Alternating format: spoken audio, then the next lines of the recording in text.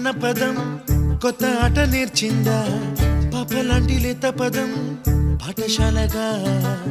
కూనలమ్మ జానపదం పల్లె దాటి వచ్చిందా